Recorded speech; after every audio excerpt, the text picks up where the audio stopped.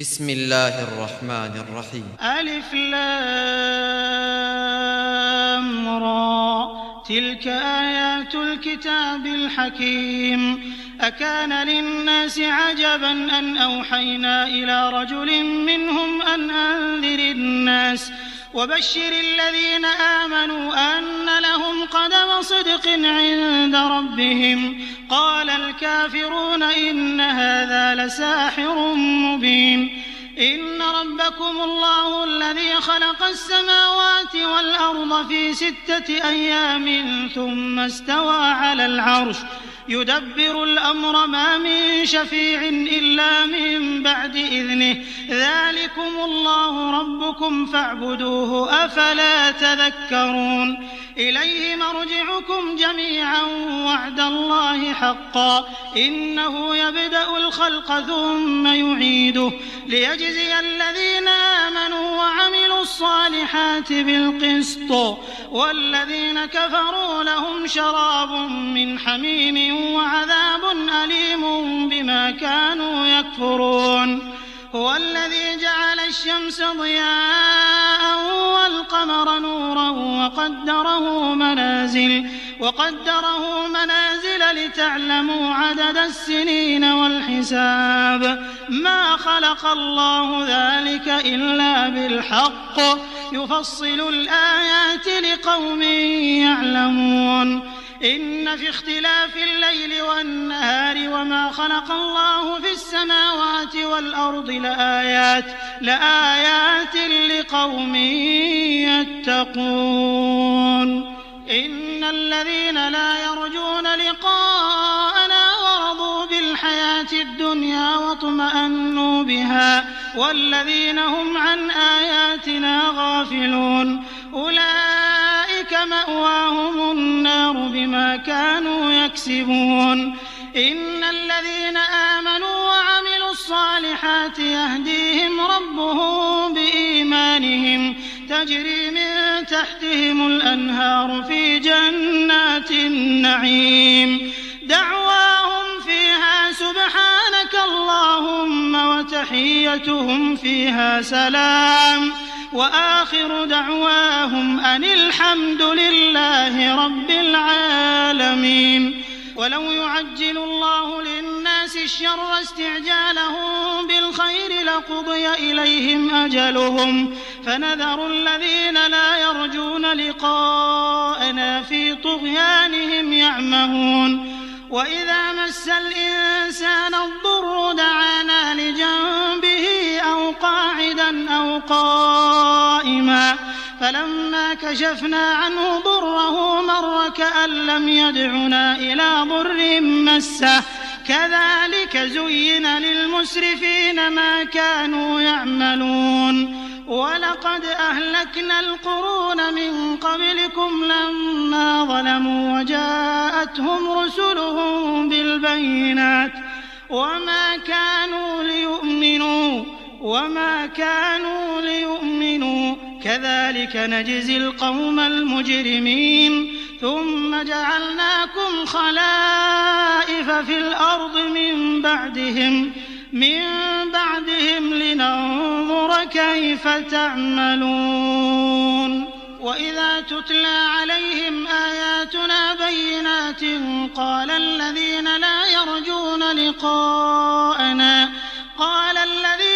يرجون لقاءنا ائت بقرآن غير هذا أو بدله قل ما يكون لي أن أبدله من تلقاء نفسي إن أتبع إلا ما يوحى إلي إني أخاف إن عصيت ربي عذاب يوم عظيم. قل لو شاء الله ما تلوته عليكم ولا أدراكم به فقد لبثت فيكم عمرا من قبله أفلا تعقلون. فمن أظلم ممن افترى على الله كذبا أو كذب بآياته إنه لا يفلح المجرمون. ويعبدون من دون الله ما لا يضرهم ولا ينفعهم ويقولون هؤلاء شفعاؤنا عند الله قل أتنبئون الله بما لا يعلم في السماوات ولا في الأرض سبحانه وتعالى عما يشركون وما كان الناس إلا أمة واحدة فاختلفوا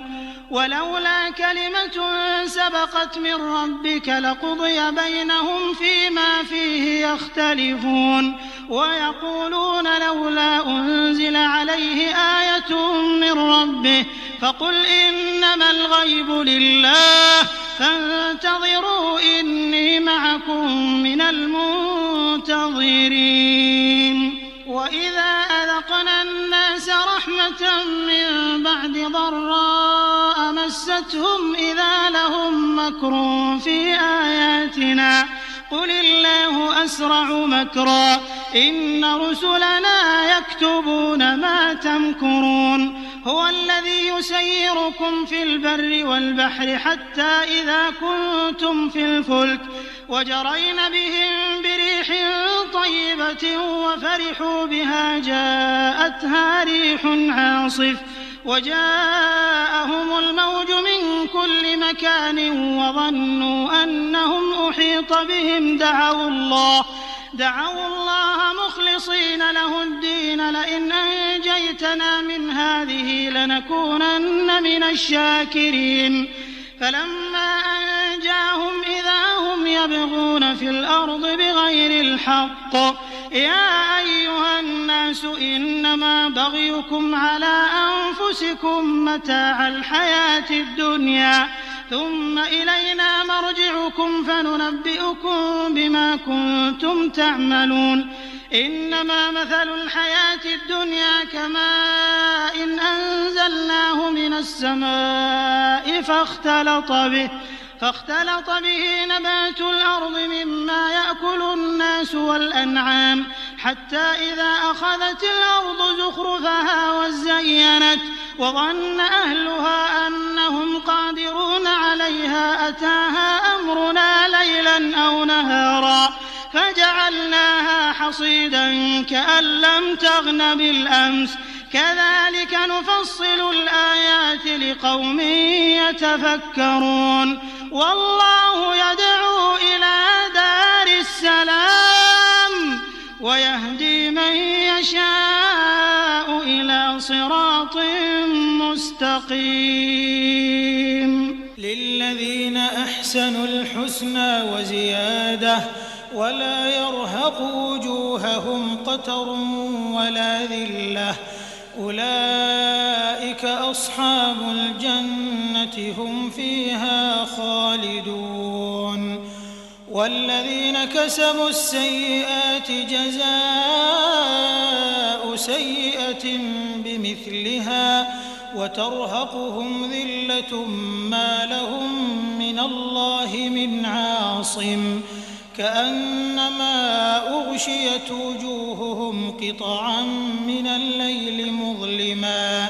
أولئك أصحاب النار هم فيها خالدون ويوم نحشرهم جميعا ثم نقول للذين أشركوا مكانكم أنتم وشركاؤكم فزيلنا بينهم وقال شركاؤهم ما كنتم إيانا تعبدون فكفى بالله شهيدا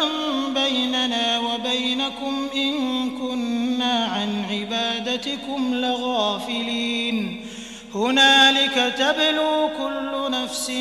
ما أسلفت وردوا إلى الله مولاهم الحق وضل عنهم ما كانوا يفترون قل من يرزقكم من السماء والأرض أم من يملك السمع والأبصار ومن يخرج الحي من الميت ويخرج الميت من الحي ومن يدبر الأمر فسيقولون الله فقل أفلا تتقون فذلكم الله ربكم الحق فماذا بعد الحق إلا الضلال فأنى تصرفون كذلك حقت كلمة ربك على الذين فسقوا أنهم لا يؤمنون قل هل من شركائكم من يبدأ الخلق ثم يعيده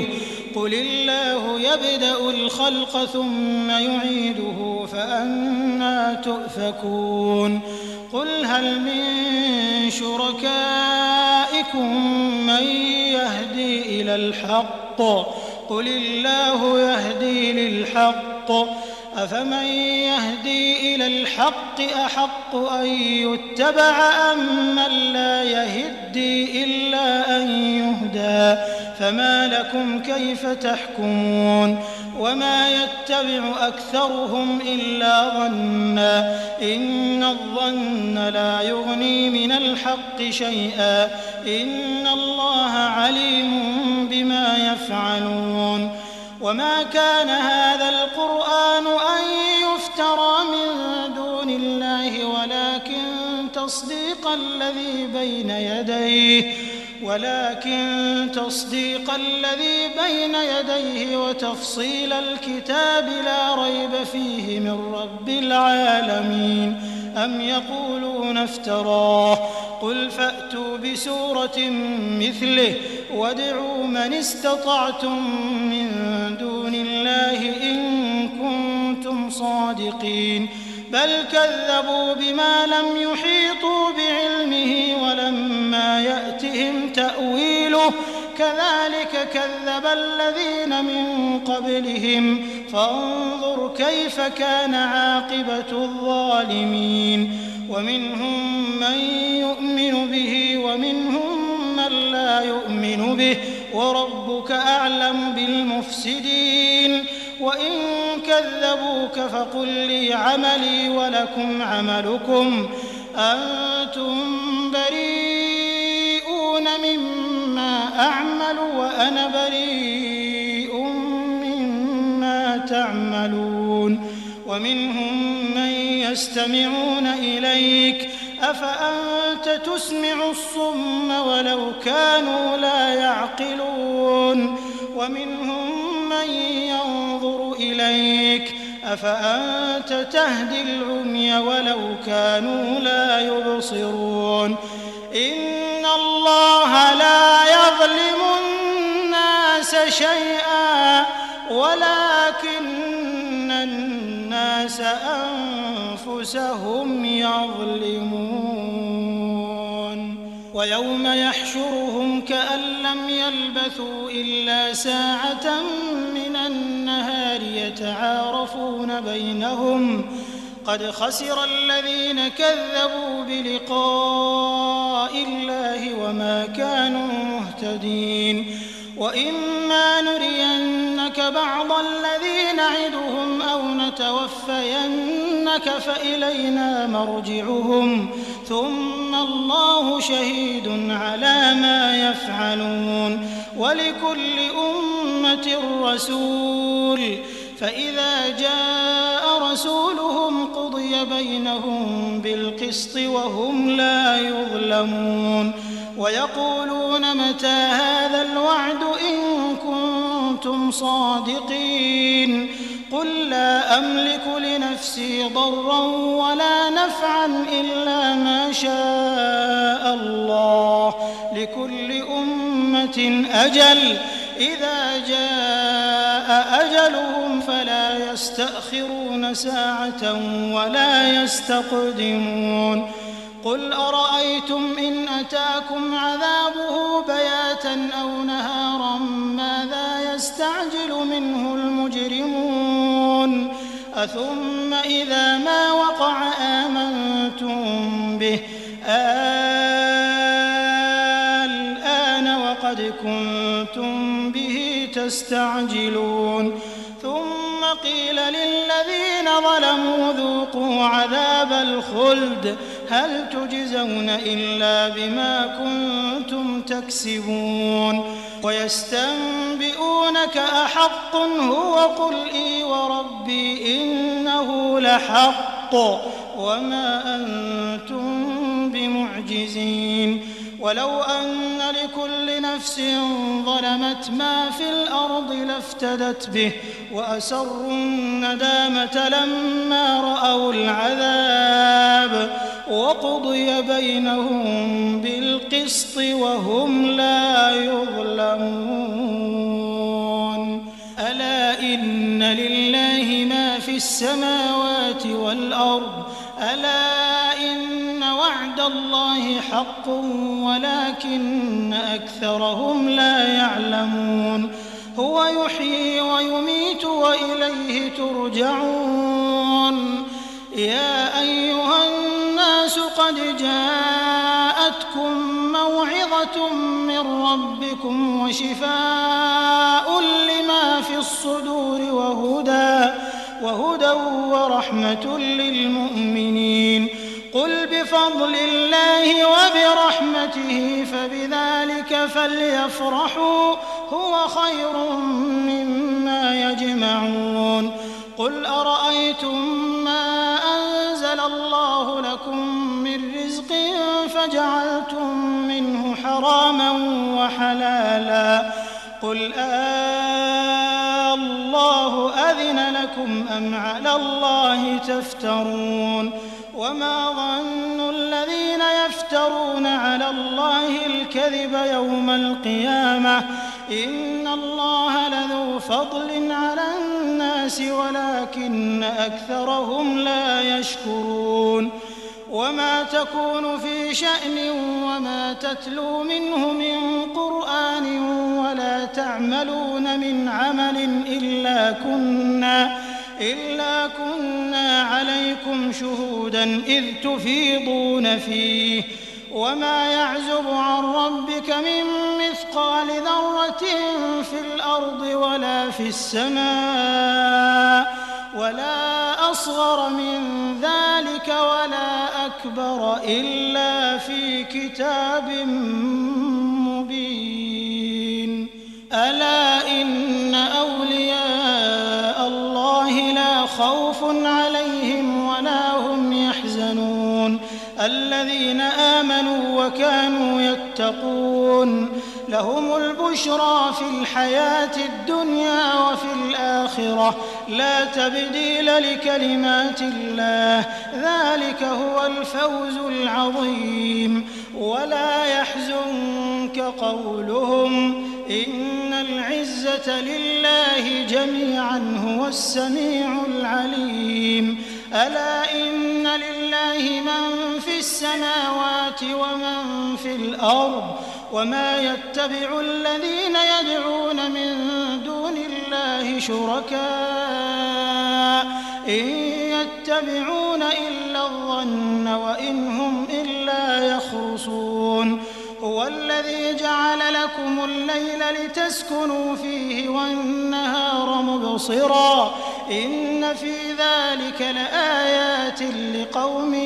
يسمعون قالوا اتخذ الله ولدا سبحانه هو الغني له ما في السماوات وما في الأرض إن عندكم من سلطان بهذا أتقولون على الله ما لا تعلمون قل إن الذين يفترون على الله الكذب لا يفلحون متاع في الدنيا ثم إلينا مرجعهم ثم نذيقهم العذاب الشديد بما كانوا يكفرون واتل عليهم نبأ نوح إذ قال لقومه يا قوم إن كان كبر عليكم مقامي وتذكيري بآيات الله فعلى الله توكلت فأجمعوا أمركم وشركاءكم ثم لا يكن أمركم عليكم غمة ثم اقضوا إلي ولا تنظرون فإن توليتم فما سألتكم من أجر إن أجري إلا على الله وأمرت أن أكون من المسلمين فكذبوه فنجيناه ومن معه في الفلك وجعلناهم خلائف وأغرقنا الذين كذبوا بآياتنا فانظر كيف كان عاقبة المنذرين ثم بعثنا من بعده رسلا إلى قومهم فجاءوهم بالبينات فما كانوا ليؤمنوا بما كذبوا به من قبل كذلك نطبع على قلوب المعتدين ثم بعثنا من بعدهم موسى وهارون إلى فرعون وملئه بآياتنا فاستكبروا وكانوا قوما مجرمين فلما جاءهم الحق من عندنا قالوا إن هذا لسحر مبين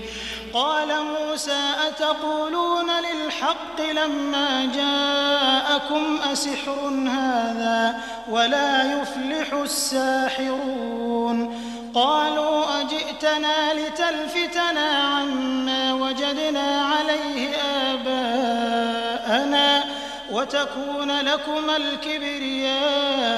في الأرض وما نحن لكما بمؤمنين وقال فرعون ائتوني بكل ساحر عليم فلما جاء السحرة قال لهم موسى ألقوا ما أنتم ملقون فلما ألقوا قال موسى ما جئتم به السحر إن الله سيبطله إن الله لا يصلح عمل المفسدين ويحق الله الحق بكلماته ولو كره المجرمون فما آمن لموسى إلا ذرية من قومه على خوف من فرعون وملئهم أن يفتنهم وإن فرعون لعال في الأرض وإنه لمن المسرفين وقال موسى يا قوم إن كنتم آمنتم بالله فعليه توكلوا إن كنتم مسلمين فقالوا على الله توكلنا ربنا لا تجعلنا فتنة للقوم الظالمين ونجنا برحمتك من القوم الكافرين وأوحينا إلى موسى وأخيه أن تبوأ لقومكما بمصر بيوتا واجعلوا بيوتكم قبلة وأقيموا الصلاة وبشر المؤمنين وقال موسى ربنا إنك آتيت فرعون وملأه زينة وأموالا في الحياة الدنيا ربنا ليضلوا عن سبيلك ربنا اطمس على أموالهم واشدد على قلوبهم فلا يؤمنوا حتى يروا العذاب الأليم قال قد أجيبت دعوتكما فاستقيما ولا تتبعان سبيل الذين لا يعلمون وجاوزنا ببني إسرائيل البحر فأتبعهم فرعون وجنوده بغيا وعدوا حتى إذا أدركه الغرق قال آمنت أنه لا إله إلا الذي آمنت به بنو إسرائيل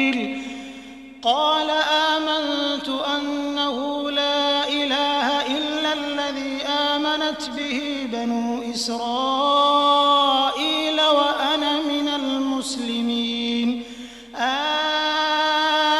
الآن وقد قبل وكنت من المفسدين فاليوم ننجيك ببدنك لتكون لمن خلفك آية وإن كثيرا من الناس عن آياتنا لغافلون ولقد بوأنا بني إسرائيل مبوأ صدق ورزقناهم من الطيبات فما اختلفوا حتى جاءهم العلم إن ربك يقضي بينهم يوم القيامة فيما كانوا فيه يختلفون فإن كنت في شك مما أنزلنا إليك فاسأل الذين يقرؤون الكتاب من قبلك لقد جاءك الحق من ربك فلا تكونن من الممترين ولا تكونن من الذين كذبوا بآيات الله فتكون من الخاسرين إن الذين حقت عليهم كلمة ربك لا يؤمنون ولو جاءتهم كل آية حتى يروا العذاب الأليم فلولا كانت قرية آمنت فنفعها إيمانها إلا قوم يونس لما آمنوا كشفنا عنهم عذاب الخزي في الحياة الدنيا ومتعناهم إلى حين ولو شاء ربك لآمن من في الأرض كلهم جميعا أفأنت تكره الناس حتى يكونوا مؤمنين وما كان لنفس أن تؤمن إلا بإذن الله ويجعل الرجس على الذين لا يعقلون قل انظروا ماذا في السماوات والأرض وما تغني الآيات والنذر عن قوم لا يؤمنون فهل ينتظرون إلا مثل أيام الذين خلوا من قبلهم قل فانتظروا إني معكم من المنتظرين ثم ننجي رسلنا والذين آمنوا كذلك حقا علينا ننجي المؤمنين قل يا أيها الناس إن كنتم في شك من ديني فلا أعبد الذين تعبدون من دون الله ولكن أعبد الله الذي يتوفاكم وأمرت أن أكون من المؤمنين وأن أقم وجهك للدين حنيفا ولا تكونن من المشركين ولا تدع من دون الله ما لا ينفعك ولا يضرك فإن فعلت فإنك إذا من الظالمين وإن يمسسك الله بضر فلا كاشف له إلا هو وإن يردك بخير فلا راد لفضله يصيب به من يشاء من عباده وهو الغفور الرحيم قل يا أيها الناس قد جاءكم الحق من ربكم فمن اهتدى فإنما يهتدي لنفسه ومن ضل فإنما يضل عليها وما أنا عليكم بوكيل واتبع ما يوحى إليك واصبر حتى يحكم الله وهو خير